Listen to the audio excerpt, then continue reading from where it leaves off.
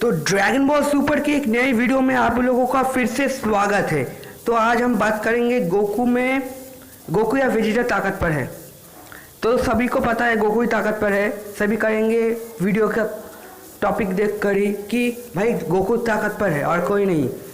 तो सुन लो कौन किस फॉर्म में ताकतवर है। सुपर सैयन में कौन, वेजिटा या गोकू?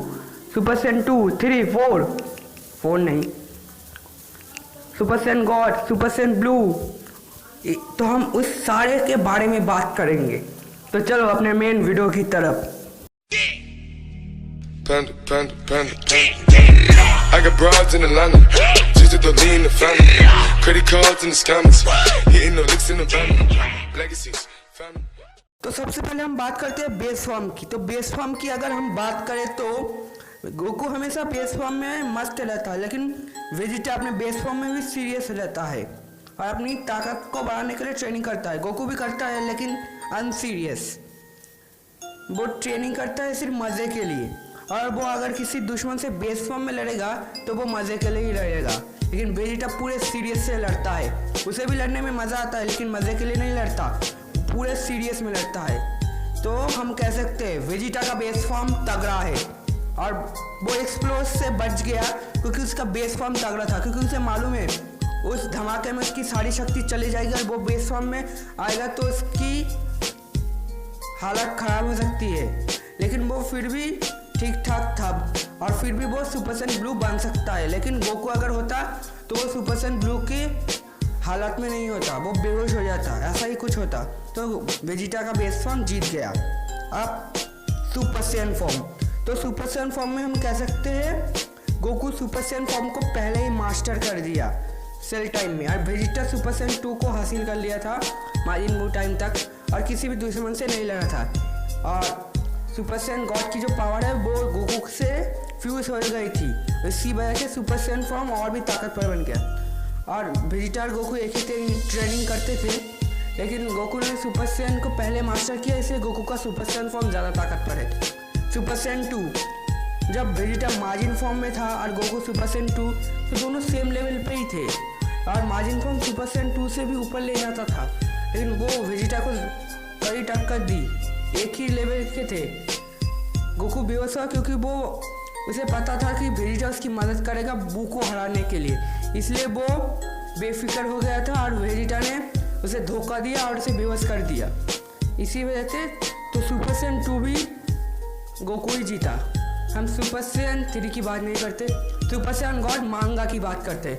मांगा में गोकू ने टूर्नामेंट पे यूनिवर्स 6 के टूर्नामेंट में ही सुपर सैयन गॉड हासिल किया था और वेजिटा ने सुपर सैयन गॉड हासिल की थी वो ब्लैक गोकू के आर्क में।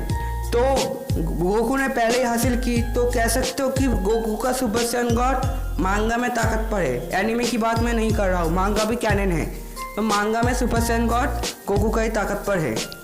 तो सुपर सैयन ब्लू की बात करते हैं, मांगा की नहीं। मांगा में सुपर सैयन ब्लू परफेक्ट है वेजिटा का और वेजिटा ताकतवर है, मैं पक्का हूँ। तो एनीमे में सुपर सैयन ब्लू दोनों एक ही साथ ट्रेनिंग करते थे और एक ही साथ सुपर सैयन ब्लू को हासिल किया और सेम ट्रेनिंग थी। इसी वजह के इसमें एक्सप्लेन करने की कुछ नहीं है, तो दोनों क्या लेवल सेम है, बियॉन्ड सुपर सैयन ब्लू की नहीं, सिर्फ सुपर सैयन ब्लू। तो सुपर सैयन ब्लू दोनों का ही सेम है। तो अब बात करते हैं सुपर सैयन ब्लू, मतलब सुपर सैयन बियॉन्ड ब्लू जो वेजिटा ने हासिल किया और गोकू का कायोकेन। तो सुपर सैयन ब्लू बियॉन्ड से वेजिटा सुपर सैयन ब्लू के आगे जाता है, सुपर सैयन ब्लू 2 से नीचे, सुपर सैयन ब्लू से आगे।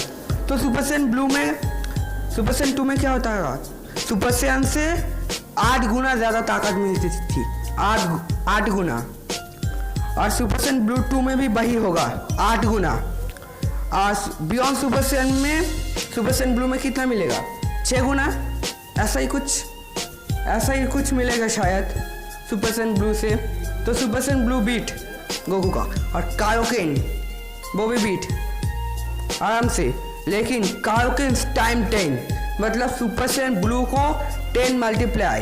अगर power level super Saiyan blue Kaioken की 1 मिलियन होगी, मैं बस एक्सप्लेन कर रहा हूँ, 1 मिलियन होगी तो वो 10 मिलियन हो जाएगी।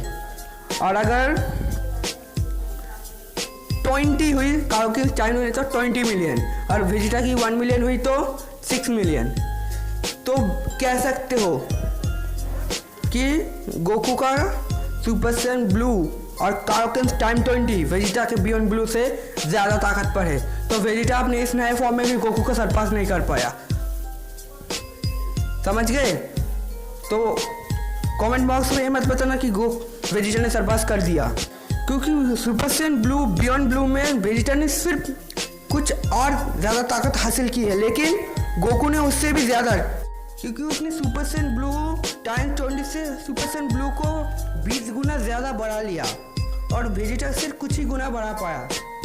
कम से कम 10 गुना समझ लेना वेजिटा ने, लेकिन सिर्फ 20 गुना। तो super Saiyan times 20 super Saiyan blue Kaioken time 20 Vegeta के ब्लू बियॉन्ड ब्लू से ज़्यादा ताकतवर है। और मास्टर अल्ट्रा इंस्टिंक्ट और अल्ट्रा इंस्टिंक्ट की बात करें तो वो ऊपर है, तो वेजिटा नहीं जी में नहीं सुपर में गोकू को सरपास कर पाए।